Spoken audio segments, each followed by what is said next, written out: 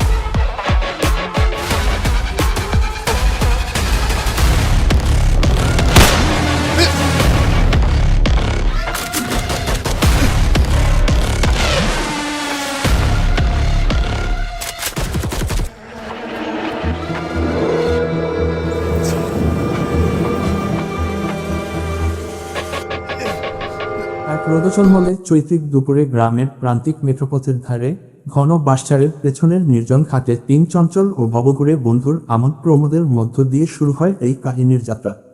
অন্যের বাগান থেকে সবেমাত্র চুরি করে আনা দুটো কুচি ডাব ধারালো দা দিয়ে কাটতে কাটতে এক যুবকের আঙুলে গভীর আঁচড় লাগে, তাজা রক্ত গড়িয়ে পড়ে কচি ডাবের ছালে। কিন্তু সেদিকে বিন্দুমাত্র ভ্রুক্ষেপ না করে লালন তার স্বভাবসুলভ চওড়া হাসি দিয়ে বলে ওঠে, কিরে, অতটা কাটেনি, একটু সহ্য কর। নিজের কিনে খাওয়ার চেয়ে চুরি করা জিনিসের স্বাদ সব সময়ই আলাদা, একটু বেশি মিষ্টি লাগে। ডাবের জল খাওয়ার সেই হালকা মেজাজের পরপরই গল্পের ক্যানভাসে ফুটে ওঠে এক গ্রামীণ সংসারের কঠিন ও নিষ্ঠুর সামাজিক বাস্তবতার প্রতিচ্ছবি। বাজারের এক কোণে নুন আনতে পান্তা ফুরানো অসচ্ছল পরিবারগুলোর প্রতিদিনের টিকে থাকার করুণ লড়াই দৃশ্যমান হয়। লালন ও তার দুই ছায়াসঙ্গী সুমন ও রিঙ্কু যখন এক মুদির দোকানে গিয়ে কদিনের বাকিতে চাল, ডাল আর কটা ডিম চায়, তখন দোকানদার ইকবাল করা গলায় তাদের অপমান করে ফিরিয়ে দেওয়ার চেষ্টা করে। ঠিক সেই সময়ে সেখানে এসে উপস্থিত হয় লালনের মামাতো বোন রূপা। মামা বাড়িতে পরম যত্নে থাকলেও শুম্ভু মামি রূপাকে দু চোখে সহ্য করতে পারে না। রূপা নিজের জমাইত টাকা থেকে কিছু নিতে গেলে মামি হিংসার বশে সিসিটিভি ক্যামেরা না থাকার সুযোগ নিয়ে গোটা বাজারের সামনে রূপার উপর চুরির কাল্পনিক অপবাদ চাপিয়ে দেয়। তবে চঞ্চলা ও সরলমনা রূপা কোনো প্রতিবাদের আগুনে না গিয়ে এক গা মিষ্টি হাসি দিয়ে পরিস্থিতি সামলে নেয় এবং চুপচাপ নিজের গৃহস্থালির কাজে ফিরে যায়।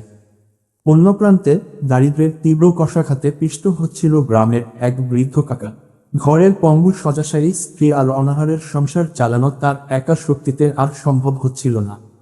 পুরো এক মাস ধরে বাকিতে বাজার করার অপরাধে দোকানদার ইকবাল যখন ভরা হাটের মাঝখানে সেই বৃদ্ধকে অপদস্থ করে খালি হাতে ফিরিয়ে দিচ্ছিল, ঠিক তখনই দেবদূতের মতো সেখানে হাজির হয় লালন। নিজের একমাত্র সম্বল জরাজীর্ণ মোটরসাইকেলের চাবিটা জামানত হিসেবে দোকানদারের হাতে গুজে দিয়ে বৃদ্ধ কাকার 4 থেকে 5,000 টাকার পুঞ্জীভূত ঋণ এক লহমায় নিজের ঘাড়ে তুলে নেয় সে। লালন হাট ছেড়ে দোকানদারকে বলে, চাচার যা যা লাগে সব দিয়ে দাও, আমার গাড়িটা তোমার কাছে জমা রইল। চাচার সব টাকা শোধ করে আমি গাড়ি ছুটিয়ে নিয়ে যাব। বৃদ্ধ কাকা চোখের জল মুছে লালনের মাথায় হাত রেখে পরম আশীর্বাদ নিয়ে বাড়ি ফেরেন। কিন্তু লালনের নিজের ঘরের অবস্থা খুব একটা সুবিধার ছিল না। তার বাবা দিনরাত রোদে পুড়ে ভ্যান চালিয়ে সংসার চালানোর আপ্রাণ চেষ্টা করেন।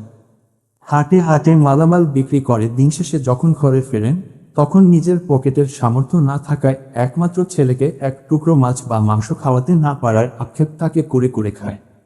লালন যখন বন্ধুর কাছ থেকে ধার করে এনে বাবার সামনে পেট পুড়ে খাওয়ার বাহানা ধরে, তখন অভাবী বাবা স্বীয় অক্ষমতার রাগে ছেলেকে তীব্র ধমক দিয়ে ঘর থেকে তাড়িয়ে দেন। অভিমানে ও না খেয়ে লালন ঘর ছেড়ে বেরিয়ে পড়ে। কিন্তু লালন কেবল এক একরোখা বা বখাটে যুবক নয়, তার রুক্ষ অবয়বের গভীরে লুকিয়ে আছে এক অপরিসীম মায়া ও অনুতাপের নদী। পথে যেতে যেতে তারা যখন এক অসহায় পথচারী বাপের মুখোমুখি হয়, যে বাবা তার গুরুতর অসুস্থ শিশুর হসপিটালের ওষুধের জন্য বন্ধুর কাছ থেকে মাত্র 5,000 টাকা ধার করে ফিরছিলেন, লালনের সঙ্গীরা সেই টাকা কাটতে গেলে লালন বাঘের মতো গর্জে উঠে বন্ধুদের থামিয়ে দেয়। সে করা গলায় বলে, মানুষের বিপদের টাকায় হাত দিতে মানা। কেবল তাই নয়, গ্রামের এক ভাঙা দাওয়ায় বসে এক অনাথ কচি মেয়েকে যখন লালন পরম যত্নে বর্ণমালা শেখাচ্ছিল, তখন ছোট মেয়েটির নিষ্পাপ চোখের দিকে তাকিয়ে লালনের নিজের হারিয়ে যাওয়া মায়ের কথা মনে পড়ে যায়। এক ফোঁটা তপ্ত জল গড়িয়ে পড়ে তার গালের ওপর। ছোট মেয়েটি রূপার মতো মিষ্টি কণ্ঠে জিজ্ঞেস করে, বুবু, তোমার চোখে জল কেনে? তোমার মা কোথায় গেছে? লালন নিজের কান্না চেপে দূর আকাশের দিকে তাকিয়ে বলে, আমার মা অনেক দূরে চলে গেছে রে, যেখান থেকে শত ডাকলেও আর কেউ ফিরে আসে না। মায়ের স্মৃতি আর নিজের নিঃসঙ্গতাকে বুকের গভীরে চেপে রেখে সে আবার শক্ত হওয়ার চেষ্টা করে। কাহিনীর প্রধান ও রক্তক্ষয়ী সংঘাতের সূত্রপাত ঘটে গ্রামের একমাত্র নদীঘাটে। ঘাটের ইজারা কুক্ষিগত করে রাখা স্থানীয় একদল সশস্ত্র মাস্তান সাধারণ মানুষের ওপর নির্মম জুলুম চালাচ্ছিল। সামান্য একটা সাইকেল বা মোটরসাইকেল পারাপার করতে 20 টাকার জায়গায় 100 টাকা করে জোরপূর্বক আদায় করছিল তারা। প্রতিবাদের মুখ বন্ধ করতে ঘাটপাড়ের সাধারণ চালক সুমনদের ওপর চড়াও হয়ে মারধর করছিল সেই পিশাচেরা। এই খবর লালনের কানে পৌঁছাতেই সে আর স্থির থাকতে পারে না। রক্ত গরম হয়ে ওঠে তার। একা বুক চিতিয়ে ঘাটে গিয়ে উপস্থিত হয় সে। একাই লাঠি ও খালি হাতে 10-12 জন সশস্ত্র মাস্তানকে পিটিয়ে ছাতু করে নদীঘাট থেকে তাড়িয়ে দেয় লালন। এরপর থেকে নদীর ঘাটের ইজারা ও পারাপারের সমস্ত দায়িত্ব লালন ও তার বন্ধুরা নিজের হাতে তুলে নেয়। জোর জুলুম বন্ধ হয়, সাধারণ মানুষ ও যাত্রীরা স্বস্তির নিঃশ্বাস ফেলে। এই নদীঘাটেই ঘটে এক পরম মিষ্টি ও রোমান্টিক মন। প্রতিদিন ঘাট পার হয়ে স্কুলে বা কলেজে পড়তে যাওয়া সুন্দরী মেয়ে টুনি চ্যামিলি দিকে এক দৃষ্টিতে তাকিয়ে থাকত লালন। টুনি প্রথম দিকে লালনকে এক মাস্তান, ডাবচোর ও গুন্ডা ভেবে তীব্র অবহেলায় মুখ ফিরিয়ে নিত। কিন্তু লালনের বন্ধু রিঙ্কু একদিন লুকিয়ে টুনিকে ডেকে বলে, ভাবি, আকাশ বা লালন ভাই তোমায় 2 বছর ধরে পাগলের মতো ভালোবাসে। ওর বাহ্যিক রাগ দেখলে কি হবে, অন্তরে ওর রাজপ্রাসাদ আছে। ও কোনোদিন তোমার ক্ষতি করেনি, বরঞ্চ আড়াল থেকে তোমাকে হাজারটা বিপদের হাত থেকে বাঁচিয়ে এসেছে। টুনির মনেও লালনের প্রতি এক অজানা অনুরাগের সৃষ্টি হয়। সে বুঝতে পারে এই শক্ত মানুষটার ভেতরে কতটা কোমল একটা মন রয়েছে। ঘাট থেকে লালনদের প্রতিদিন হাজার হাজার টাকা আয় হতে শুরু করে। টাকার হিসাব করতে গিয়ে বন্ধুরা যখন অবাক হয়ে যায়, তখন লালন কোনো অহংকার বা লোভ দেখায় না। একদিনে 17,300 টাকা পর্যন্ত উপার্জনের পর সে নিজের পকেট টাকা না রেখে বন্ধুর অসুস্থ মায়ের চিকিৎসার জন্য এক নিমেষে 5,000 টাকা তুলে দেয়। ঘাটের খাটুনি খাটা ছোট ছেলেটির হাতেও হাসিমুখে অতিরিক্ত বকশিস তুলে দিয়ে বলে, টাকা পয়সা নষ্ট করবিনি, সোজা গিয়ে তোর মার হাতে তুলে দিবি। বন্ধু আর পরিবারের চেয়ে টাকার কোনো মূল্য তার কাছে ছিল না। কিন্তু এই আনন্দের দিন বেশি দীর্ঘায়িত হতে দিন না গ্রামের ক্ষমতার কুৎসিত রাজনীতি। স্থানীয় কুখ্যাত এমএলএ সাইফুল ও তার মেজ ভাই মতি, যারা এতকাল ধরে এই নদীঘাট থেকে কোটি কোটি টাকা অবৈধ আয় করত, তাদের সাম্রাজ্যের লালনের আঘাত হানা কোনোভাবে মেনে নিতে পারল না। এমএলএ সাইফুল সরাসরি ফোন করে লালনকে শাসায় এবং বলে, তুই যে জায়গায় বসে আছিস ওটা আমার এলাকা। ভালোয় ভালোয় দিন শেষে 2,000 টাকা রেখে বাকি সব আমাকে দিয়ে আসবি, না হলে তোকে শ্মশানে পাঠিয়ে দেব। কিন্তু লালন স্পষ্ট জানিয়ে দেয়, শ্রমের টাকায় ভাত বসানো জুলুমের কোনো অংশ সে কাউকে দেবে না। এমএলএর হুমকির পর লালন বুঝতে পারে সামনে এক বিশাল ঝড় আসছে। সেই খাটের আয়ের টাকা নিয়ে সোজা বাড়িতে চলে যায়। বাজার থেকে বাবার জন্য নতুন পোশাক, বোনের জন্য সুন্দর শাড়ি আর ঘরের জন্য দামি খাবার কিনে নিয়ে যায় সে। হঠাৎ এত টাকা আর নতুন পোশাক দেখে লালনের বাবা প্রথমে সন্দেহ করে ভেবে বসেন যে লালন হয়তো কোথাও বড় কোনো ডাকাত বা চুরি করেছে।